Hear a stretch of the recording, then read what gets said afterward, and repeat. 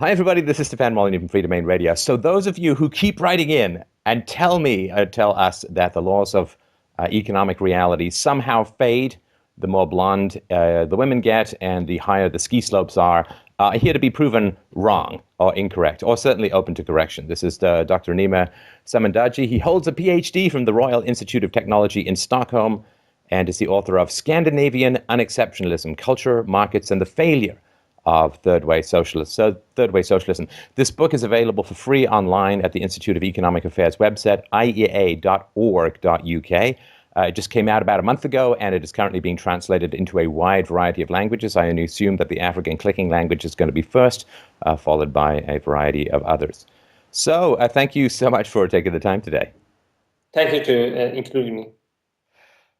So why pick on our Scandinavian neighbors to the north? What did they do that has got people, including Bruce Springsteen, so confused? Well, to begin with, the reason for me to write about this is that I'm living in Sweden. I'm an Iranian Kurdish immigrant who came here, and I've been raised on welfare in Sweden. So I'm very much part of the Swedish welfare state. And for many years now, I've been writing about the Swedish welfare state. And it's very obvious for us who live here and understand Scandinavia that other people have got it completely wrong. These ideas about a Nordic model being a miracle cure, they're flatly wrong.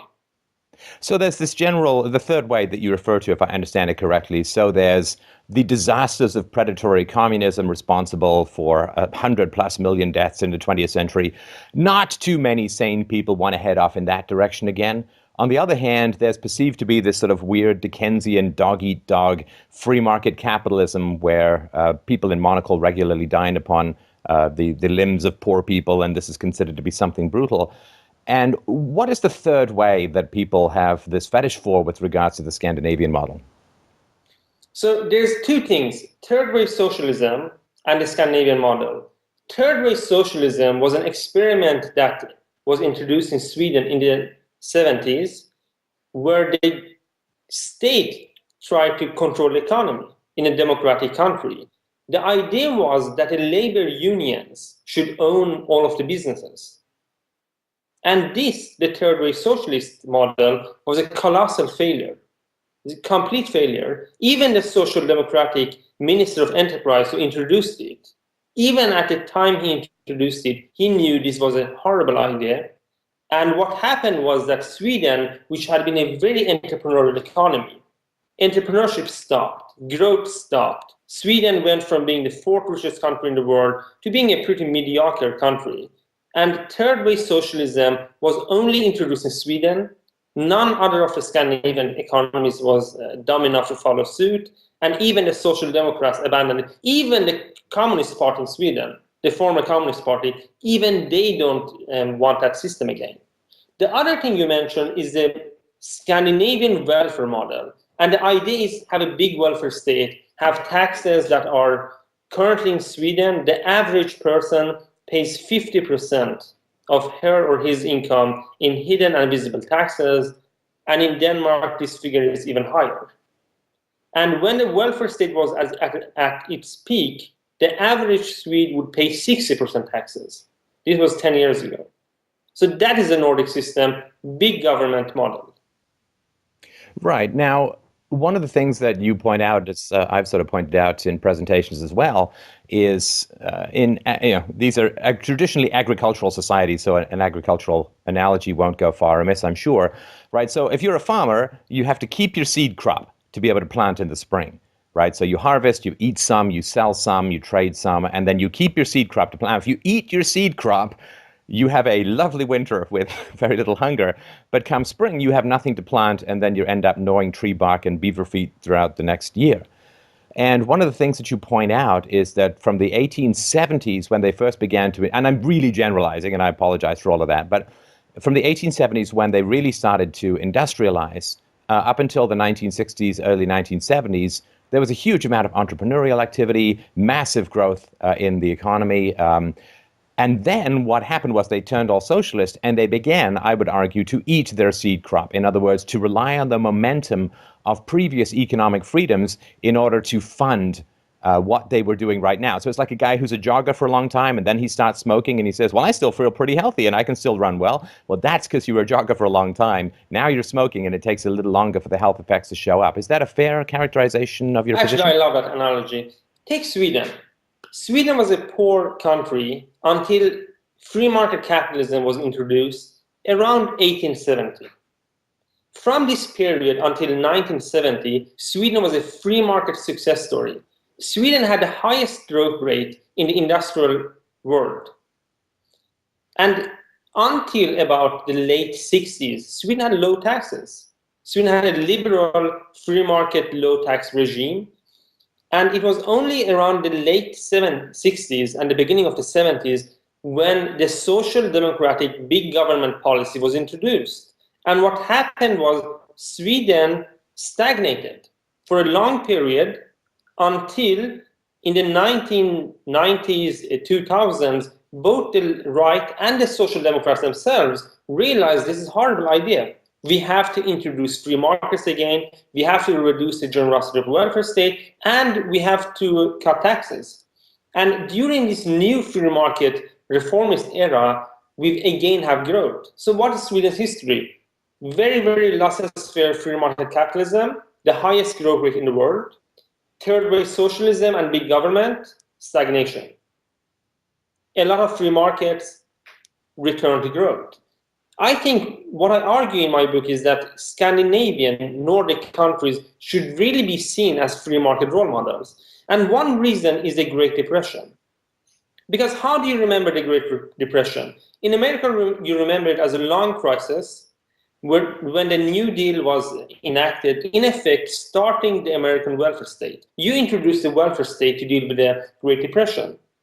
The Nordic countries did not. The Nordic countries, when they were faced with the Great Depression, it was a huge problem for them. Small trade-dependent nations, global trade collapsed, global capitalism collapsed. But the Nordic countries did not go the same way as the US, because at the time, they were very free market oriented, even more than the US. And what they did was they grew out of the depression through free markets. Many of the most famous Swedish companies, Dafgård, Saab, etc., were actually founded during and slightly after the Great Depression and creating so many jobs that within a few years we had more jobs than when the Depression hit us. But later, when we introduced a big welfare state, job creation died out. Welfare dependency replaced it. And that, I didn't know that aspect of the Scandinavian history, but I just really want to reinforce that for the listeners, that the example which I has traditionally used in free market circles is to look at the American economy right after the First World War, that there was a big sharp crash in 1920, which took 12 to 16 to 18 months to recover from because the president did nothing and let the free market reallocate its resources in a relatively liberal economy. But in Sweden, of course, a huge export and import country, like all people with extreme climates, they need stuff from other countries. And then when the trade barriers came crashing down all over Europe, in I think you characterized this in a mistaken attempt to protect their own economies, people erected these huge protectionist trade barriers, like Bastiat had never lived and said anything. But and in the Scandinavian countries, they did not respond with punitive tariffs and an increasing control over the economy. They just let the free market respond to the crisis as people generally do, by allocating resources even more effectively. And, you know, according to the old quote, necessity is the mother of invention. When they were up against the wall, all these great ideas and companies began pouring out of them, and they recovered. In the US, it ground on for like 13 years, culminating in a giant global conflagration of World War II. But you point out in Scandinavian countries, it was a year or two, bang, you know, they're back up, they're growing, and they have new and stronger companies than they had even before the Depression started. Yes, and let me give you a modern day example of exactly the same thing. What did the Nordic countries have during the Great Depression? They had free markets, but they had another card they played with. Nordic countries are cold. They're harsh countries. And the farmers who lived here, they had to work hard, otherwise they were eating tree bark or starving. So these countries developed extremely strong norms related to work, responsibility, Lutheran working ethics, and these countries, which are very homogeneous, they have the highest trust rate in the planet. And combining free markets with this strongly conservative work ethic culture created a lot of growth, made it possible to grow out of the depression. Today, we have the same condition in the Baltic states. The Baltic states used to be run by the Soviet Union, and when the Soviet Union collapses, they are extremely impoverished. These three countries have, however, two advantages. The first one is that they're very free market, small government capitalism. They love it. Secondly, they have the same Nordic working ethics. What happened during the 2008 financial crisis in Europe? People say, oh, remember Greece. Greece had a big crisis. Yes, but who had the biggest crisis? Well, Greece and the Baltic states. And do you know how much money has been spent bailing out the Baltic states? Not much. They grew out of the crisis. They are thriving now. And the crisis in Latvia, for example, is comparable to Greece.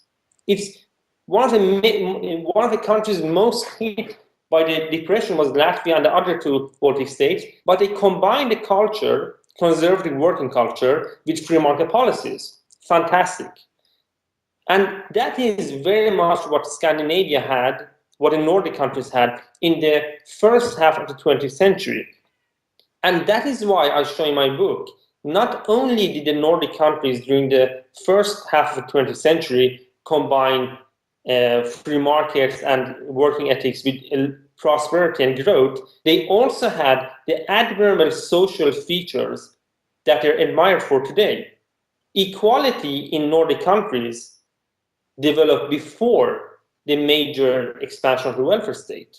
We had equality. Okay, yeah, let's pause that for a sec, because I think that the point that you have in the book that is, it's hard to absorb, because when you're a central planner, you human beings, it's interchangeable pawns, and you change the laws, and suddenly the entire cultural history of the planet changes. Or like you can have a bunch of Somalians move to Minnesota, and they're exactly the same as all the Minnesotans. They're just with this interchangeable blobs of protoplasm to be ordered around by central planners.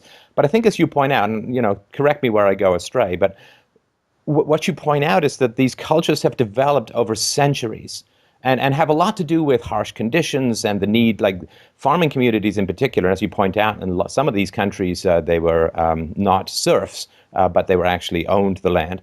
But farming countries, cultures tend to really focus around trust and hard work, because farming is some sitting around and then crazy amounts of work during harvesting and planting and so on. And these cultures have developed over an enormous amount of time. And they did produce these welfare state systems temporarily, as you point out, like a decade or two of a peak in the sort of bell curve of statism. But you can't just take the welfare state policies, put them into another culture, and have them reproduce what took centuries to develop in the Scandinavian countries. From a cultural standpoint, you point out that some of the farmers were able to get loans even without collateral, because it's a very high trust society. Why is it a high trust society? Because people are trustworthy. And they all come from similar backgrounds, similar cultures, and they understand each other. They speak the same language. They have the same cultural references. They have the same religiosity and the same morals. That kind of efficiency you can't just reproduce by taking the products of that culture and transplanting it to another country. Is that a fair way of putting what you're saying? I would say, if you want to understand Scandinavian early success, listen to Thomas Jefferson. What did he say? He said the optimal starting ground for a thriving society is independent farmers who own their own land. Because Jefferson understood that independent farmers who own their land, they will work hard and they will be entrepreneurial. And that is what you had in Nordics. People owned their own land, but they lived in a land which was cold, so they had to work really hard in order to survive. So when they got free markets, they thrived. When Nordic countries got free markets and thrived and became rich, however, some people said, let's have a welfare state. Now, introducing a welfare state in Scandinavia was a very good idea in the terms that no other part of this planet was as well suited for welfare states as the Nordics. You have a homogeneous population, People had very strong working ethics, very strong benefit ethics. So you could introduce a system. Look at Greece. Greece tried to introduce a generous welfare state, like the Nordics. But what happened? Immediately, nobody works. Nobody pays the taxes, and everybody uses any benefit they can. What happened when a welfare state was introduced in Scandinavia? People continued to work. People did not overuse the systems because they had very strong norms. But what I show in my book, and there's a lot of research on this topic, there's a lot of facts and figures, is that even the Nordic people have adjusted their behavior to the welfare state. It takes generations for the adaptation to welfare state policy to occur. But once it occurs, it changes society. And the welfare states are in effect self-destructive because slowly they're eroding the norms that make welfare state function. Slowly Sweden is moving towards Greece, slowly but surely. Well, and this is a point that is so dangerous, and people have a very tough time understanding this. Like in Canada, when they nationalized the healthcare system in the 1960s, they inherited a free market system, and all the doctors had a very strong work ethic, and it was very much focused on the patients and all that. And that doesn't immediately change, right? It's not like the guy says, oh, now I'm being paid by the government, so my entire work ethic, my commitment to my patients and all that is going to vanish. But what happens is over a generation or two, new people come in who are just different. They're just different. It's like what happens in NASA, right? Like the American Space Agency. They say, wow, they went to the moon and did all this cool stuff. But that's because they got all of their engineers from the free market, and they were all very hardworking, very dedicated. And then as the space program continued, you start to get career engineer bureaucrats coming in. And it's like watching a movie slowly going out of focus. You don't know exactly when it happens, but it goes from sharp to blurry. And it takes a long time. As you say, it can take a generation or two or three for these standards to relax and for the configuration of society that's shaped by the free market, that's then inherited by more socialist central planning, for that to sort of drift its resource allocation and to change the culture is a very slow and insidious poison that people don't. It gives you an initial high, and then in the long run, by the time it's really comes up for like review, or people are like, what have we done? There's been so much adaptation to it that undoing it becomes extremely difficult. You know, I love your analogy about NASA. Let me first tell you and your viewers, I am not against the welfare state.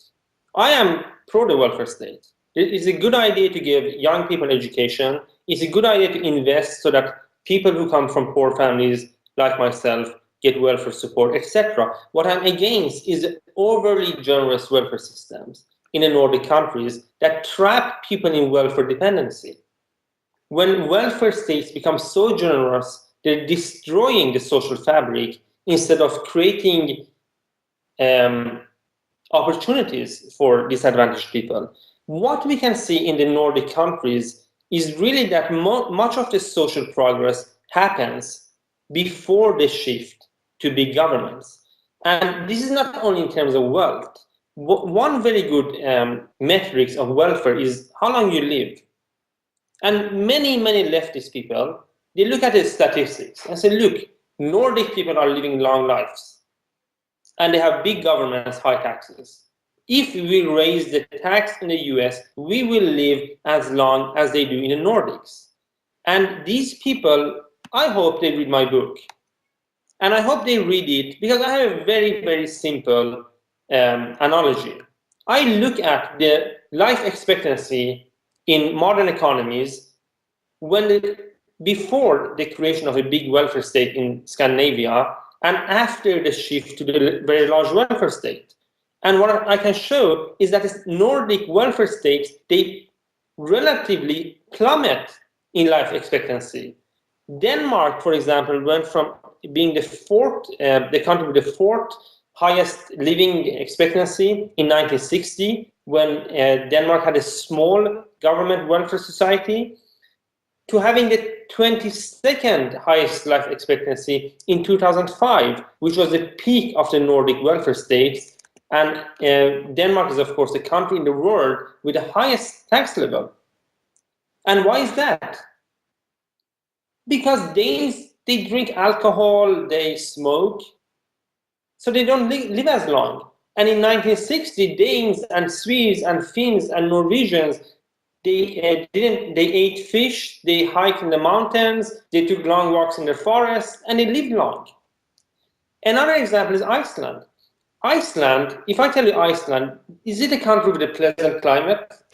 I think the first syllable gives you a clue. Yes. Iceland is the only Nordic country that actually relatively increases its life expectancy compared to other countries during this period. And what fascinates me is Iceland is the only country in the Nordics that has never implemented a really generous welfare state.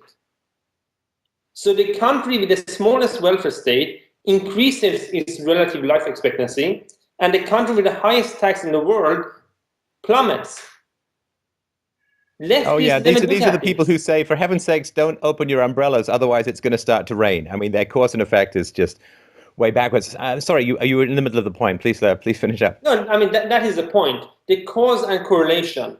Much of the Nordic success story is about free markets and this weird Nordic culture of trust, working ethics. But I would make Now, this. Okay, so go ahead. Go no, ahead. no, you finish your point. Sorry, keep interrupting. Sorry, One go of ahead. the things I really write about a lot in the book, and I am seeing that many people are interested in this. When they're doing the translation of the book, I ask them, why do you want to translate it? They say, this point is very interesting, is I show how people's ethics slowly, over generations, adjust to welfare states. Let me give you one example. In the 80s, in the mid 80s, the Swedish people had still not adjusted their norms to generous welfare. They still retained these conservative norms. So when I asked them, is it ever right to take government money that you're not entitled to? Less than 1/5 of the Swedes said yes, it can be good to take government money that you shouldn't take. Today, when I ask the same question, almost half of the Swedes said yes, it can be right for me to take government money. I assume And that bulges a little along the younger side as well. yes. And there's a lot of good research that shows that the younger generations have much worse norms. Norway is interesting because Norway has oil.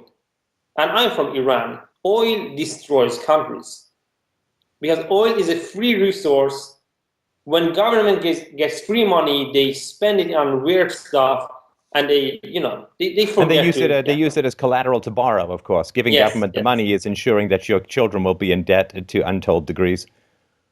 Exactly. And Norway uses oil to be the only Nordic country that has yet not reduced the generosity of the welfare state. They have kept this social democrat idea of an overly generous welfare state. And in Norway, the youth, young Norwegians, the new generation of Norwegians, they have horrible working ethics. There was a survey in Norway, let me tell you, they asked Norwegian employers, do you think that young Norwegians have strong working ethics? Could you guess how many percent said yes? I think it was in the single digits, if I remember your book correctly. Two digit, Two, low 2%. single digits, right? Yes, Right. low single digit. And Wow. this is really the effect of welfare state policy. When you have overly generous welfare, first of all, you trap a lot of people in welfare dependency. And that kind of social poverty, I grew up with that, it's horrible. But also you affect the entire community slowly. It becomes more acceptable to live off government, and people stop taking responsibility for their lives. And welfare dependency actually creates poverty. It creates social poverty. So the welfare state, which was introduced to reduce social poverty, to reduce economic poverty, once it became too generous, slowly created the same problems it was out to fix. Well, I think also there's a very, I mean, that's all very, very true. There's a very softer side that I think is also very compelling about what the welfare state does, is that when your parents don't have jobs, they can't transmit the economically valuable capital of how to negotiate Yes. a workforce, how to deal with a difficult boss, how to deal with customers, how to build your career. I mean, I think like yourself, I grew up in a welfare home. My mom couldn't help me with my career. She couldn't really tell me anything useful. I mean, she could tell me how to fill out forms, I guess, if that's what I wanted to do with my life. But the human capital is, I think, the most destroyed. I mean, there's certainly generations in America where it's been like 2 or even 3 generations since people have actually had jobs, let alone careers. And the children growing up in that have no exposure. That work ethic, which took centuries of brutal slog to build up, how quickly it can be drained away and how hard it is to resuscitate among people. Let me again say, I'm not against welfare states. I write a lot in Sweden, and some of the stuff I write is actually in support of welfare policies. I believe that the Scandinavian experience really teaches us two things about welfare states. Firstly, they can work. In the beginning of the 20th century, the Nordic countries spent money on basic education, they spent money on basic healthcare, etc. And combined with strong norms, combined with free market, this created a lot of opportunity. Then they made the mistake of creating overly generous welfare states, of government moving into the economy, crowding out private business enterprise. And that was not successful. And that eroded the norms that even made it possible to have a welfare state. It's self-destructive policies.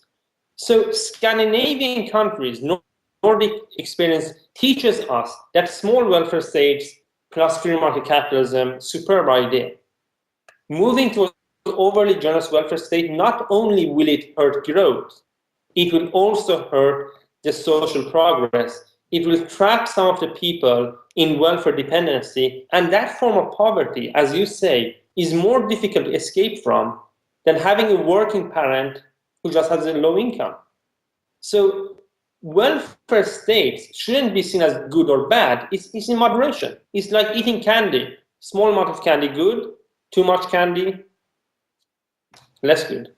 All right, I'm going to put on my challenge hat for this because I think we have a divergence of opinion, and I want to make sure that and I can hear the questions my audience is yelling in my ear. The first, which is more of a praxeological issue, which is giving governments the power to take money through force from one section of the population and distribute it to the others, has violation of property rights considerations that are problematic from a moral standpoint, and of course our interferences with the free flow of capital and the right of self-ownership. That's not really debatable because welfare state is the initiation of force to move money. And I know that you're not saying that. But let me ask you, since you are very much on the empirical, pragmatic side, can you give me an example of a welfare state that has remained sustainable over a couple of centuries? Because, I mean, the ones that come to my mind, of course, the Roman Empire collapsed with bread and circuses. Germany was, of course, the first country to come up with the modern welfare state under Bismarck in the 1870s with old age pensions and unemployment insurance, and that grew to a highly militarized state. America is eating its $100 trillion plus of unfunded liabilities. I'm trying to think of a welfare state that grows like puberty and doesn't grow like cancer and overwhelm the body politic in the long run. Again, I know it's a jagged upward path. And here in Canada, of course, the same thing has happened as well. So give me an example, if you can, of where it's sustained itself. I can't do that because of two reasons. First, as you say, there's this tendency to overdo it and to borrow money, etc. And secondly, because history hasn't gone too long. It's a pretty new institution. And I do agree with what you say, the moral issue. But my point is the following. One thing we know is successful is early interventions. If you early on look at kids who are 6 years old and you say, look, this kid, he's going to fail. He's cognitively, socially behind. He comes from a poor family. He's not getting support, etc. We invest in early childhood support program. There's a lot of empirical research shows that is a good investment. Because that child... Hang on. Because I haven't done a lot of... I haven't done a lot of... Libertarian stance, let me just... I have so many libertarian friends. You can say, we want to do this privately. We should have a charity, we shouldn't have a government. But that's a good investment. And just empirically, a small welfare state in the Nordics was a good idea. But you're right, they didn't stop at the current level. They just kept expanding the system until, like your NASA analogy, it not only was bigger, but much less well functioning, and was trapping people in dependency instead of helping them out of dependency. So sure, you can, all of this criticism against the welfare state is fair. I just want to make the point, even if you're an American liberal, even if you're an American socialist, I hope you can read my book and see that there's a point about the limits of policy, the limits of welfare policy. More welfare state isn't always better, even if you don't care about libertarianism, even if you don't care about private ownership, even if you don't care about money. You just care about good social outcomes, low levels of inequality. Even then, you should limit how much welfare state you have, because after a while, the welfare state actually destroys social capital. It creates social poverty. Yeah, and it creates a voting bloc of people who have a conflict of interest with Oh, a of small course. government, right? Because they're reliant upon social benefits handed out by the government, which means that they're going to vote with their need, and you create a voting bloc the politicians have to pander to. It changes the Sure. media as well, because you end up with this endless Marxist economic determinism of all the poor are victims and sad and tragic, and nobody ever made mistakes, and nobody ever did something dumb, and nobody was ever Mm. mean or stupid or anything like that. Nobody ever got drunk and went to work and got fired, and they should be examples to others of what not to do. It all becomes like, sad-eyed, heroic single moms who never did anything wrong, and it changes the entire culture when you get a Yeah, yeah. dependent Creates block a of culture of people. victim mentality. And it creates a lot of issues with race, and it creates a culture when, if you're an immigrant and you're living off a benefit street, you grow up in a benefit street, you don't have any social capital, you don't meet any adults who have jobs, the left tells you, no, no, no. The problem is not welfare dependency. It is that all people who are not a minority are racists. And you should be a cultural Marxist. You're a victim. Right. You're proving our cultural Marxism true. And then, on the other hand, you get racism going on, because people say, why aren't these immigrants in Sweden working? Well, I mean, they would work. In the US, the same people would probably go to a job, but here we're trapped in welfare dependency. You can't blame the individual only. The system actually traps them in dependency, and then other people get upset, and you get these very nasty conflicts. In Nordic countries, the anti-immigration parties have become major political forces, and much of the reason we have them is actually that people are frustrated over the development of welfare states, where a large share of the population who could work are just dependent on government. And the people who are in this segment, they're frustrated because they don't want to be there. They're poor, they're not doing well. So, of course, there are many issues with welfare states. I do agree with that.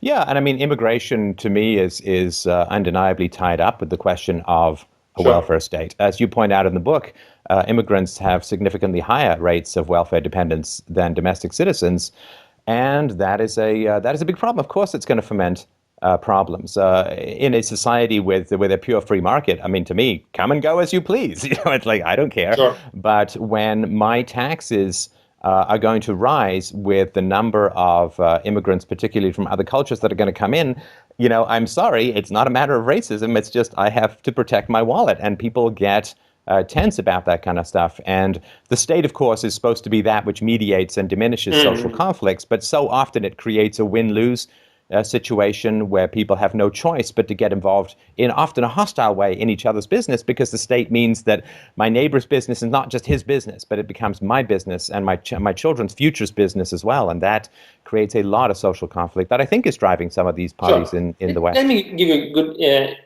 example. Sweden. Sweden has three periods of modern immigration. First, when we had a small government, free market, free labor market system, immigrants came, worked, and they got jobs, and it was all well. Then we had another period in the 80s, 90s.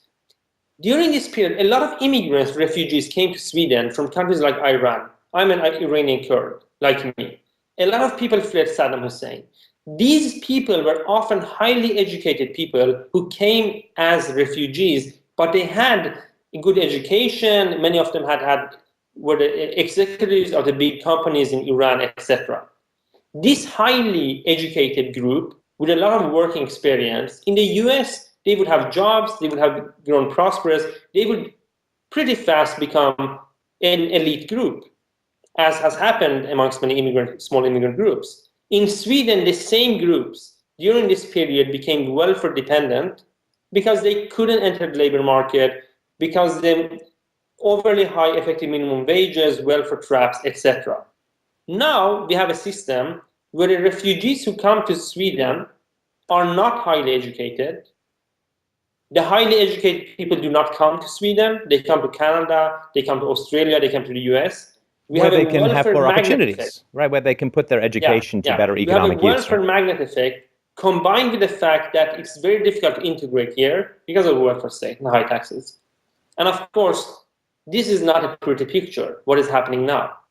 Because what we're seeing now is that many people who come to Sweden, they don't have a chance to enter the labor market. Their children most likely will end up in social poverty, and the welfare state actually can't handle that. The welfare state could handle Sweden when everybody had high levels of social capital. Then it seemed to function very well. Now we're seeing the limits of welfare policy, and it's not a pretty picture. Yeah, I think there is. I mean, America, of course, took a big pause in immigration from the 20s until the mid 60s. And the argument for it was to say that if a bunch of immigrants come to a country, it takes a while to assimilate to the existing culture. If too many immigrants, combined with the welfare state in particular, but when too many immigrants come into a culture, they tend to create these sort of bubbles where they only, and this you can see in France with Muslims, you could see this, of course, with Chinese people earlier in the century in Chinatowns along the West Coast in the United States. But they create these subcultures. And because there are enough of them, and because the welfare shields them from the need to participate in the larger economic life of the society, they become very inward-looking groups, and the assimilation just doesn't seem to happen very well. And that lack of assimilation means that the existing culture becomes very fragmented, and that has, regardless of what you think of multiculturalism, that has significant social costs, because it's very difficult to have a very productive economy with people who don't speak the same language, who have different cultures, different expectations, and so on. Yeah, Sweden's third largest city is Malmö. Malmö is right next to Denmark's capital of Copenhagen. It's situated in a perfect spot. It's been ranked as one of the most innovative places in the world because there are a lot of universities there. Malmö should be very, very prosperous. Maybe it should be the most prosperous place in Sweden, perhaps. It's horrible. Malmö is the failure of integration, multicultural Sweden. The current debate we have in Sweden now is how many hand grenades are being thrown in Malmö. Yeah. And the police doesn't know. I think the last few days, they've been throwing hand grenades most of this week. Last week, there were 4 days of hand grenade throwings in Malmö. In this small country of Sweden, this is not Chicago we're talking about, this fairly small city. The police are helpless. And what happens is that the many immigrants who live in Malmö, they are living in a culture that is not the modern, Western, democratic, free market system. It's a very violent, school collapsing, welfare dependency culture, which really isn't what promotes people to, grow as individuals, get a job, etc. So it is pretty nasty what is happening. And what we're seeing is that modern welfare states are not coped to handle these issues. For a long time, Swedes look at America and they say, look, these Americans have violence in their streets. Look at these bastards, these capitalists, these cowboys. But once the same thing comes to Sweden, we have no idea what to do about it.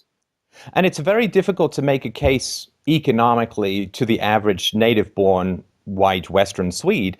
It's very difficult, I think, to make the case to say your economy is going to be better served by having someone from Mogadishu come and live in your country than having a Swedish person native-born to a Swedish family in your country, right? Because as you say, high levels of trust and culture and so on. I think, again, there's exceptions to every rule. You could have some brilliant guy from Mogadishu and some dumb guy from Sweden being born. But in general, I can't for the life of me, and you know more about this than I do, I'm certainly happy to hear the case, but I can't for the life of me understand how you could make the case to say, bring in immigrants with incompatible cultures. That's going to give you greater economic growth and stability than having your own kids. And the problem is, of course, as the welfare state begins to have this effect of tilting money away from native-born Swedes to immigrants, what happens is the immigrants, who are a net negative to the economy as a whole, end up having a lot more kids. And because the taxes then become even higher, native-born Swedish people have fewer kids. I mean, the demographic decline of the current, or the ancient inhabitants of Europe is, I think, significantly tilted. And again, that creates all this conflict within a free society would barely exist. You talk about tilting. Let me get back to this empirical analysis of the welfare state from a perspective that is not against the welfare state. Maybe you have a more libertarian view on that. Initially, when the welfare state is introduced, the idea is not to give money to people so they become dependent on it. When Franklin D. Roosevelt created American welfare state through the New Deal, 2 years later, he said this to Congress. He said that welfare dependency was a subtle narcotic, a destroyer of the human spirit. Even the architect of the American welfare state understood the idea is not for people to continue living off government, right? And initially, the Nordic welfare states, the reason I think they were efficient was they were investing money in the future, investing money in giving every child an education, etc.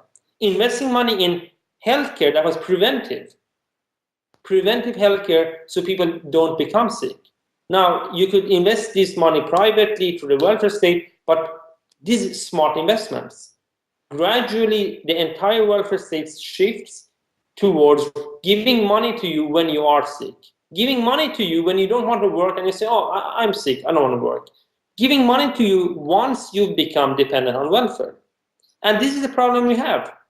And this problem, of course, reinforces the issues of immigration, because the people who become dependent on welfare, the people who live in the benefit streets of Europe, are mainly people like me, not myself, well, me as a child, but people like me who become dependent on the welfare state. And what we should have is exactly what Canada had in the 1990s, where even the Canadian left slowly began to understand, part of the Canadian left, that we have to reform the welfare state. And that is exactly what we're seeing in Denmark. The Danish Social Democrats, which recently lost the election, they actually started a national debate about the need to go from the welfare state towards a competition state, a state where the model is not about supporting citizens with very generous benefits, but about giving them public services and relying on individual responsibility. Yeah, and I mean, all of that sounds great on paper, but until I can be shown an empirical evidence of this becoming a sustainable thing, I'm going to view it with extreme skepticism. Like in America, under the Republicans, and again, I'm not a Republican by any stretch of the imagination, but in America, under the Republicans, they did put, well, you have to get trained or get a job in order to get temporary welfare, and that reduced the roles to some degree. Then Obama came in and just reversed all of that, and it's I think it's a jagged line, but I think it continues the same way. And there's say history is short, but the Speenham land in the UK and I think the 18th century, they tried all this government-run welfare state. It destroyed industries and created massive amounts of vagabonds.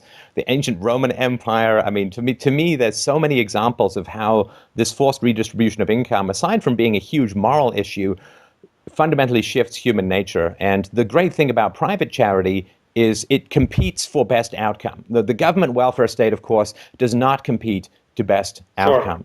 And I came from a poor background, I think, as you did as well. So I really want the poor to get help.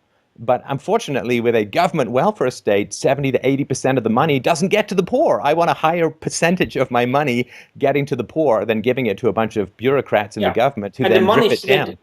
The money should be about helping people in the right stage of their time when you can help them, not just giving money to the poor.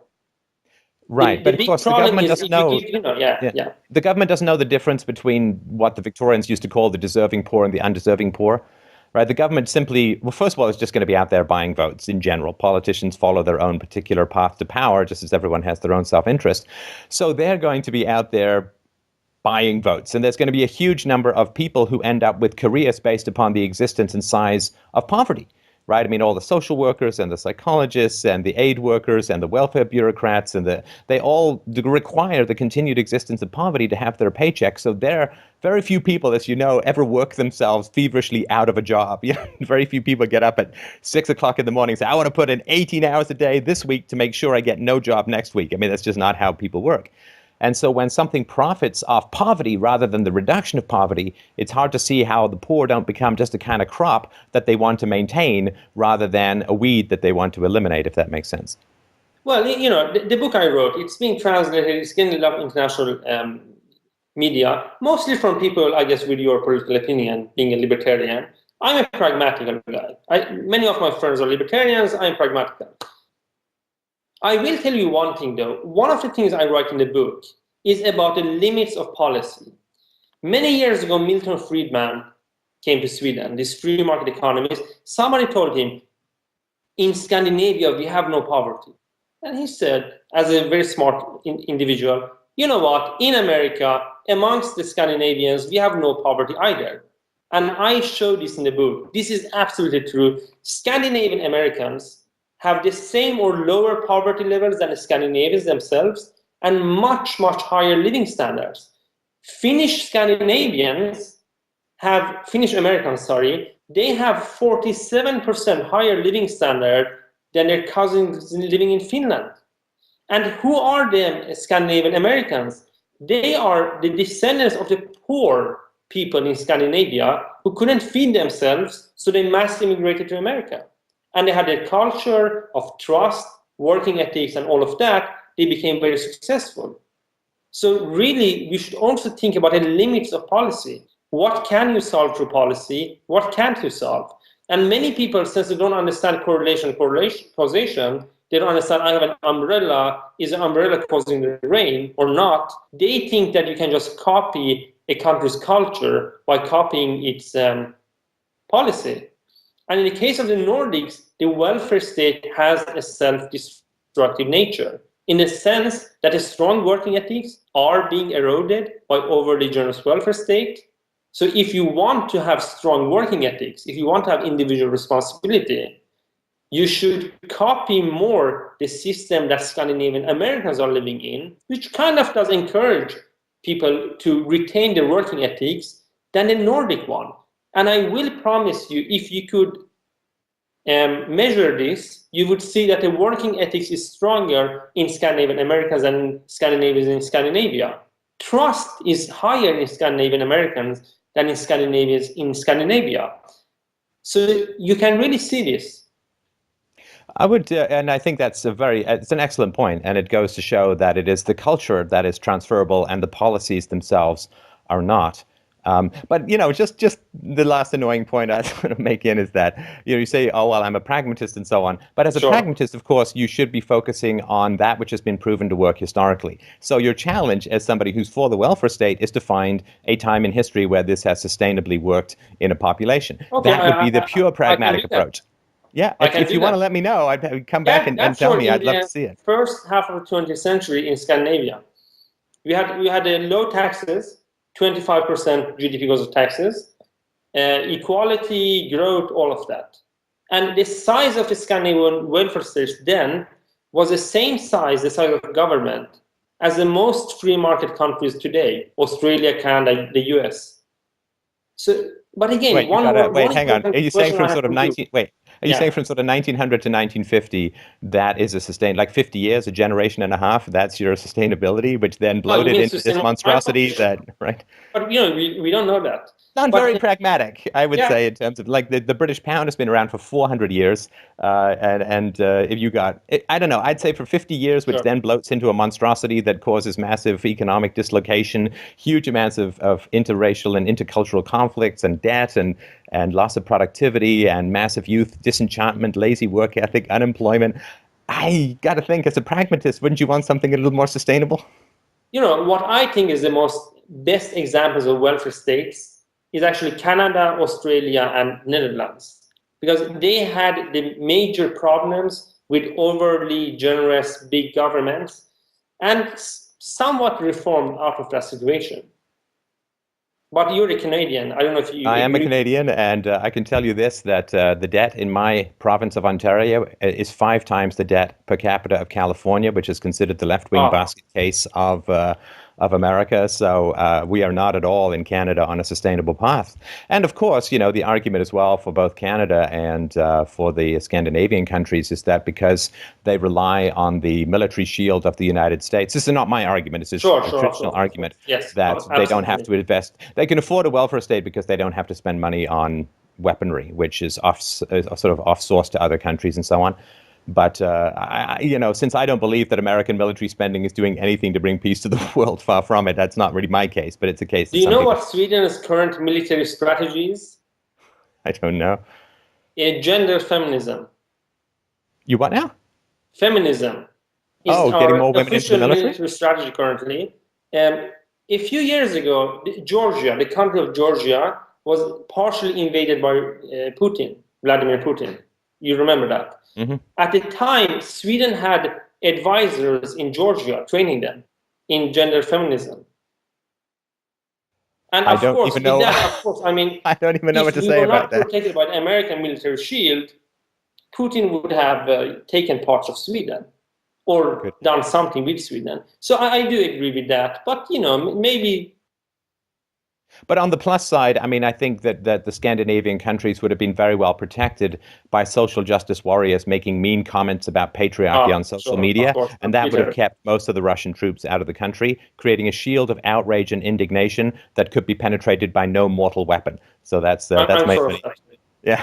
Well, listen, thanks very much. I really appreciate the conversation. I'm gonna mull over what you've said, and maybe we can chat again about the sustainability of the welfare state, should that be of interest to you. But I really want to remind people to pick up this book. Look, first of all, like well written. I mean, an elegant pen is enormously helpful when it comes to getting good ideas out into the world.